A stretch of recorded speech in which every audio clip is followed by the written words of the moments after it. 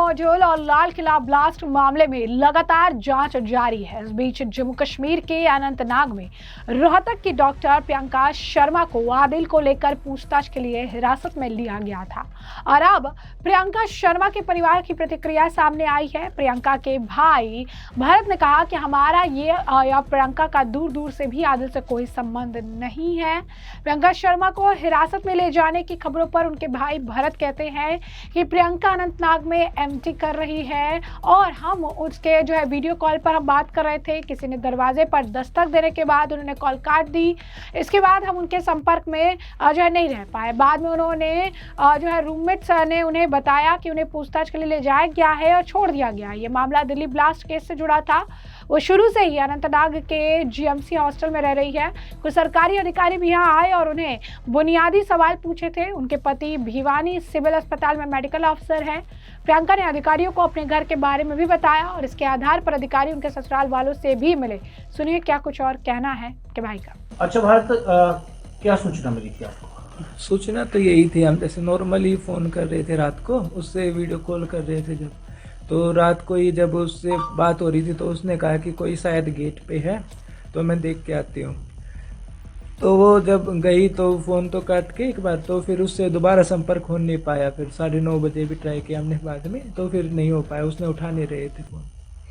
यही था कि उसका कि हमने फिर ट्राई करते रहे तो फिर बाद में जब पता चला कि उसके कोई रूममेट के फ़ोन पे कि उसको थोड़ा पूछताछ के लिए लेके गए थे और वो हमने वो भेज दिया वापस। क्यों पूछताछ के लिए? उनका जो दिल्ली ब्लास्ट का या एक्चुअली उनका उसी में होगा कि वो थोड़ा बहुत जांच एजेंसियों के पास कुछ, तो उसमें पूछ के पास।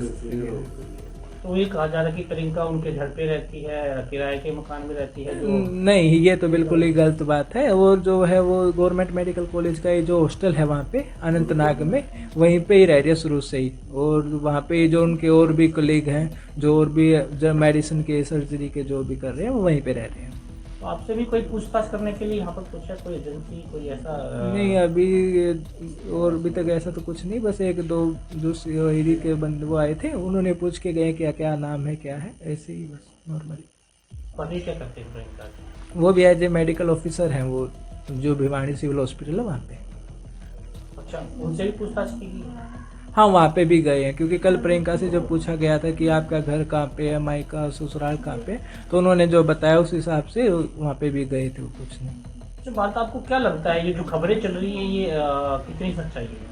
खबरों का तो देखो जी, जांच एजेंसी है वो तो अपना काम कर रहे हैं, उससे क्लियर हो ही जाएगा कि क्या है क्या नहीं। हमें जितना है कि कुछ नहीं है इनमें, सच्चाई कुछ भी नहीं है, और जांच एजेंसी अपना जो भी वो बता देंगे।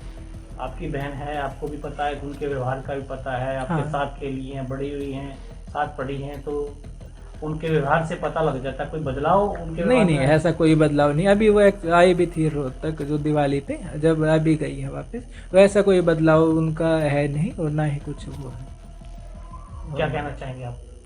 वो तो हम तो क्या, पर जांच एजेंसियां जो है अपना काम करके उसको क्लियर कर देंगे। हमें पता ही है कि इसका कोई वो लिंक इनके साथ नहीं है। तो जैसा कि आपने उनका बयान सुना, जांच एजेंसियों पर उन्होंने कहा कि वो अपना काम कर रही है, सब कुछ साफ हो जाएगा। वो दिवाली पर रोहतक भी आई थी, उसके व्यवहार में कोई बदलाव नहीं आया। हम जानते हैं कि उसका इस केस से कोई लेना देना नहीं है। हालांकि जांच एजेंसियों को अपना काम करना ही चाहिए। अब ऐसे में आपको बता दें कि दूसरी तरफ पुलवामा के सबूरा निवासी आमिर और राशिद ने दिल्ली धमाके में संदिग्ध आतंकी डॉक्टर उमर नबी को न केवल 4 नंबर की गाड़ी की डिलीवरी की थी, बल्कि उसके परिवार तक मोबाइल भी पहुंचाया था। अब इस मामले में एनआईए ने बड़ी कार्रवाई करते हुए इसे गिरफ्तार कर लिया है। जो कार थी जो ब्लास्ट में इस्तेमाल हुई थी वो आमिर के ही नाम पर थी। दिल्ली कार ब्लास्ट के बाद 4 नंबर की सफेद i20 कार की डिलीवरी का फोटो वायरल हुआ था। आमिर का फोटो वायरल होने के बाद दिल्ली पुलिस और जम्मू कश्मीर पुलिस ने उसकी इस मामले में भूमिका को लेकर तफ्तीश तेज कर दी थी और एनआईए ने इसे लेकर ये साफ कर दिया था कि जिस कार का इस्तेमाल ब्लास्ट में किया गया वो आमिर के नाम पर ही थी और उसे गिरफ्तार गिरफ्तार कर लिया गया है। जम्मू कश्मीर पुलिस के सूत्रों के अनुसार उमर के घर छापे के दौरान डिजिटल उपकरण और एक संदिग्ध मोबाइल फोन बरामद किया गया था। बताया जा रहा है कि इसे उमर ने अपने आखिरी कश्मीरी दौरे के दौरान आमिर को सौंपा था, जिसने आगे उसे उसकी उमर की मां तक पहुंचाया था। कंगन के जो युवक का शव लाने की मांग। दिल्ली विस्फोट में मारे गए लोगों में कंगन के बाबरी नगर वक्त का बिलाल अहमद संगू भी शामिल है। वो 6 वर्षों से दिल्ली में ठेला चला रहा था। भाई रफाकत ने बताया कि बिलाल की तस्वीर वायरल हुई तो हमें तुरंत पहचान लिया और कंगन पुलिस को सूचित किया। रफाकत ने प्रशासन से बिलाल के शरीर को अंतिम संस्कार के लिए दिल्ली लाने में मदद करने का अनुरोध भी किया है। तो आप देख सकते हैं कि इस मामले में कितने सारे जो है लोगों को जान भी गंवानी पड़ी और लगातार इस मामले में बड़े अपडेट हो रही हैं, गिरफ्तारियां हो रही हैं, हिरासत में लिए जा रही हैं, पूछताछ की जा रही है और हर पहलू को खंगाला जा रहा है। दिल्ली के लाल किले के पास हुए ब्लास्ट की जांच के साथ ही अल फलाह यूनिवर्सिटी भी जांच एजेंसियों के घेरे पर आ गई है। कहा जा रहा है यूनिवर्सिटी पर बुलडोजर की कार्रवाई की संभावना भी जताई जा रही है। बीते दिनों प्रशासन ने यूनिवर्सिटी की भूमि की पैमाइश की थी, जिसमें अतिक्रमण के मामले सामने आए थे। फरीदाबाद क्राइम ब्रांच ने दस्तावेजों की गहन जांच पड़ताल की। यूनिवर्सिटी के चेयरमैन जावेद अहमद को दिल्ली पुलिस ने 2 समन भी भेजे, लेकिन उनका कोई जवाब भी नहीं मिला। यूनिवर्सिटी के खिलाफ धोखाधड़ी, जालसाजी, अनियमितताओं के 2 FIR दर्ज किए गए, जिसकी शिकायत UGC ने की थी। इन आरोपों में वित्तीय अनियमितताएं भी शामिल है, जिनकी जांच के लिए ED को भी विवरण साझा किया जाएगा। जांच एजेंसियां यूनिवर्सिटी द्वारा बिना मंजूरी के किए गए निर्माण और भूमि अधिग्रहण की भी पड़ताल कर रही है।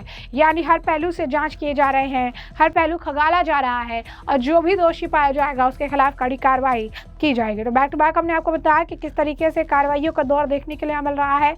एक तरफ बड़ा बयान जो है प्रियंका शर्मा के भाई का सामने आया, जहां पर उन्होंने बताया कि उनकी बहन का इससे कोई लेना देना नहीं है। साथ ही साथ ये दावा भी किया कि इस पूरे मामले को लेकर जो है एजेंसी जांच कर रही है और जांच में सब कुछ साफ हो जाएगा। लेकिन इस बात पर भी उन्होंने पुष्टि की कि उनकी बहन का इस पूरे मामले से दिल्ली ब्लास्ट से कोई लेना देना बिल्कुल भी नहीं है और इस तरीके से इल्ज़ाम लगाना भी सरासर गलत होगा। इसके साथ साथ दूसरी तरफ पुलवामा के आमिर के नाम पर जो है दिल्ली ब्लास्ट में इस्तेमाल कार थी, जिसके बाद NIA ने उसे गिरफ्तार कर लिया है और इसके बाद और भी कई खुलासे हुए और पता चला है कि पुलवामा में आमिर के नाम पर सिर्फ गाड़ी ही नहीं थी, बट आमिर ने फ़ोन माँ तक उसके पहुंचाने का काम भी किया और तमाम में जो बीच में जो कड़ियाँ थी उसे जोड़ने का काम आमिर द्वारा किया गया है।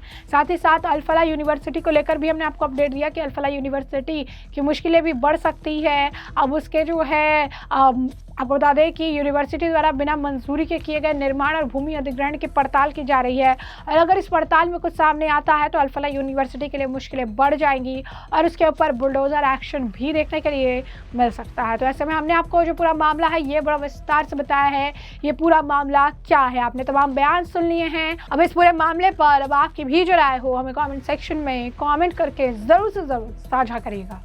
धन्यवाद।